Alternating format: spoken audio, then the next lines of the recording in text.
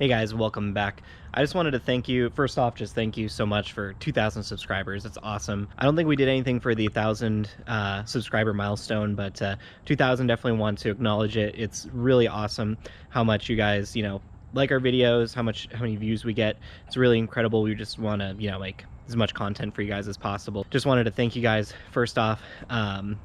It means a lot to us. I love seeing the comments, and I just like making these videos. It's awesome that it worked out so well, and we're able to put all the work that we do, in video form for you guys to see.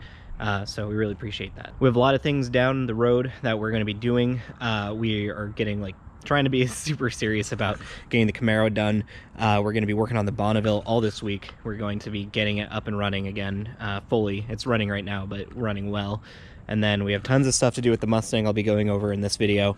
And we also have Vince's engine for his Trans Am. There's just so much stuff that we're planning on doing. And I've talked to all the guys, and like I said, we just want to get really serious about it and, make as much content for you guys as we can. If you want to support us more, we have a Patreon. I'll put in the description and right down below. We really appreciate if you guys would subscribe to that. We'll have behind-the-scene videos. We already have one up there and working on another one. So it's a great way to help us continue doing what we do. We're also have, we mentioned it in a couple other videos, but we've got some merch art that we can get. Now we just need the funds to get the shirts, and I also want to do hoodies. I love hoodies. We need to get those ready to go, but it's an awesome design, and I think everyone would like it. I just can't express how much we appreciate you guys subscribing. It's really cool seeing our community grow like this, and it's just so awesome. Now back to the live action here. I've got a list compiled of everything that my Mustang needs. Just, occasionally you just need to go over everything with your car and, fix some stuff that's been plaguing it. There's a couple things. First thing I'm going to just do today, my Franken tensioner there. So it's two Ford tensioners together for the supercharger. It's hanging off by one rib on this side. I don't know why, this way. Everything else is all centered. I have several grooved pulleys, so I'm not sure. I asked on the forum, and people recommended just flipping it, so I'm going to remove my tensioner and flip that pulley first. Also, another big problem is now that it's winter time and gets super cold, below 50 degrees, 40, the car doesn't actually even get up to temperature. I drove it all day yesterday, highway, city driving, and it barely got above cold. I've read on the forums as well that it's the thermostat. It is not fully seated down, I believe, and they recommend putting RTV under it and some vacuum fittings like these, I guess, on the legs that hold it down. And that should keep the thermostat down, not let any excess coolant through before the thermostat opens. Basically need to redo all the wiring for the gauges. This isn't Pro Sports fault. It's just me. Basically all the wires, you can actually see some right there. There's a butt connector. So many butt connectors in there. It's too thick of wiring as well in there, so they just mess each other up. Not gonna start it, but my boost gauge key on showing 1 where it should be showing 0. That's also another thing. I think boost, when we were first originally doing all that stuff, we were seeing 13 pounds of boost. It's probably closer to 10 or 11. I did a manual vacuum gauge and I brought it in here, and it pegged it right at 10. So I think it's just getting something with the wiring, I'm not sure. And then my wideband totally messed up. It's when the key's on, the engine's off, it'll show 20. But with the engine on, it is just constantly jumping back and forth. So definitely need to address that. Also my oil pressure, right now it's showing 3 when the engine's running. I don't know if it's definitely not because it's so cold outside that it's really thick, but it's showing really high again. Again, it's just the grounds for it. So I am going to redo all the wiring for my gauge pods because they are all having problems. Again, not anything wrong with Pro Sport. Their gauges are awesome. It's just the amount of wiring I've done. They're literally buttoned up against each other, and it's just not good. I need smaller gauge wire, and I'm just going to be soldering all the way through, no butt connectors at all. Also, 6 or 80. Most of you guys, if you guys don't know, this is 6 or 80 swapped. It's got the 6-speed automatic from the newer Mustangs. It is having some shuddering issues when it's cold. I've tried a couple other things. I showed you that kit I put in the valve body There's also some other things I've done, but I think I've narrowed it down to what it might be. I think it is the thermal bypass, because when the engine's cold or the drivetrain's cold, I feel the shuddering. Once it warms up, it goes away completely. There's a thermo bypass in there that once it heats up, it opens, allows coolant or the trans fluid to flow through the cooler. That's really the only thing. I'm also, when I replace that, I'm going to be replacing all the seals in there too. Should be pretty easy. I think I would say I'm most definitely forgetting some things that I want to do to it.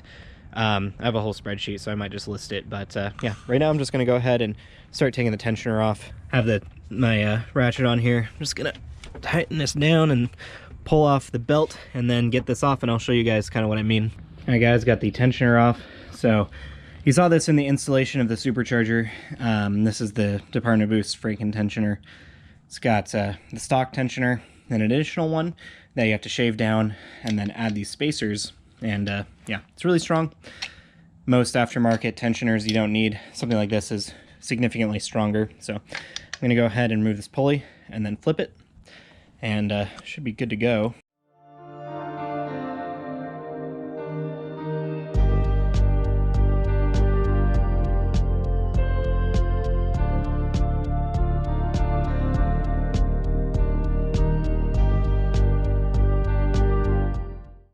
There you have it. The pulley is on backwards, so your mileage may vary depending on your setup. My setup, I guess, just needs this. So like I said, it was riding on the outside just like by one rib. The edge is kind of I don't know if it's messed up because of the belt, but it is actually kind of rigid right there, so I could imagine it might damage the belt a little bit. So glad I'm doing this. Now that it's flipped, it has actually extra room here, whereas before it kind of just stopped there. So it'll grip this better.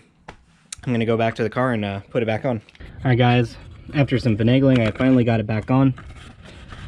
As you can see, now it's the round edge facing us, and it has all the room, or a lot more room, if it does end up traveling this way. Overall better now that it's set up this way.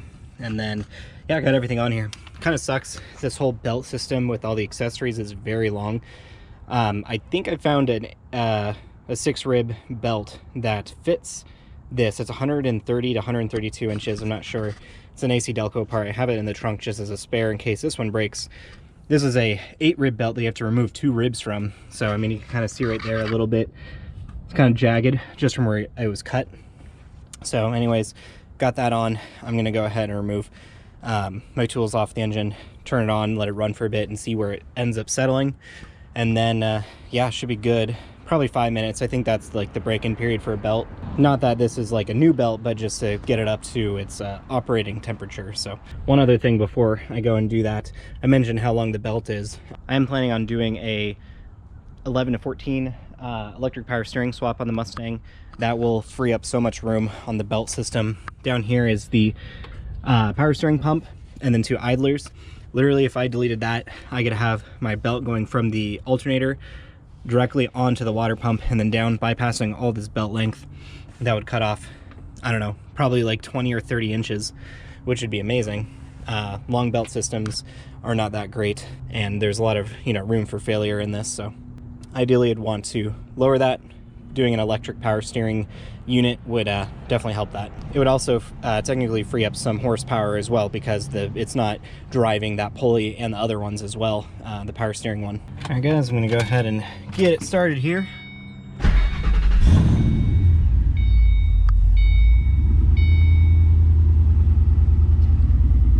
I think maybe my oil pump or oil pressure gauge fixed itself, because that might be accurate with how cold it is. Also, as far as I know, vacuum gauges or boost gauges are not great. Like, they're not good at reading actual vacuum. That's why it's a boost gauge. So this is probably pretty close, but like I said, maybe off by like 1 or 2. And then as you can see right here, my wideband is just, it's definitely not that lean there. It just jumps. The car is running perfectly fine. Lito's gone over and looked. This is not right. So either a bad exhaust leak or something going on with it. I'll just need to check the wiring for it. Intercooler temp works great. So there you go, guys. 3 out of my 4 gauges are wired, or sorry, 1 out of my 4 gauges is wired correctly and well. So paddle shifters still work. That's all very fun. And I don't have it here, but these are wires for my trans brake, which I tested. I'll have to do a video on that as well. So we're just gonna go ahead and let the car idle for like 5 minutes, get up to operating temperature for the belt, and then check it.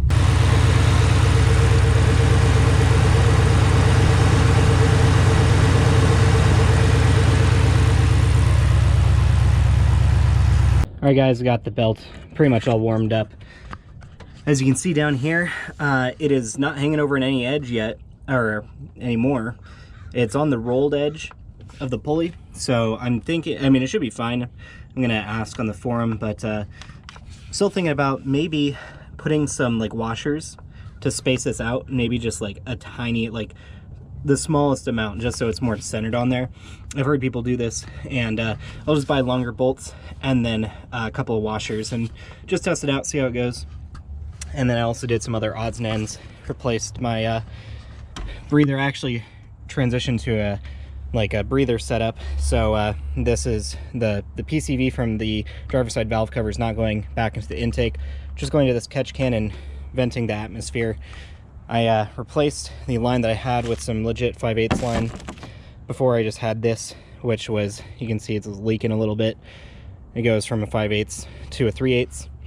Hopefully it just, you know, more, once you boost your car, you want a vented system, honestly.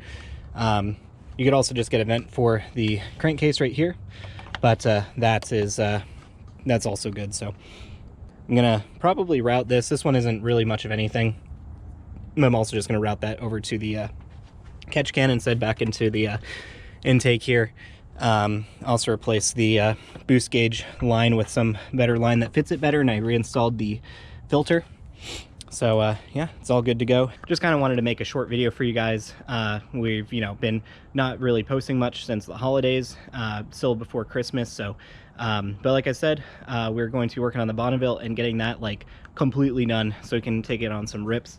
Lots of stuff in store for the Mustang, pretty much all our cars. This one, my Mustang, I have like a full list of stuff I need to do to fix stuff. You can see right here, and this is another thing, the door handle does not retract, and then when you close the door, it doesn't actually close it all the way. And then also, I don't know why, my door is not like sealing all the way from what I can see. In the mornings, it's completely fogged up. Just on the driver's side, you can see some residual stuff. And then even the carpets looks like it started to grow some mildew. I mean, I got my carpet cleaner just in time, I guess, but I need to figure out what that's about. Also, I think because of the condensation, the seatbelt is not retracting. You take it down and it does not go back up. And it feels kind of moist, I guess. So probably gonna clean it, figure out, take apart this panel and figure out what's wrong with that. But otherwise, guys, lots on the horizon for us.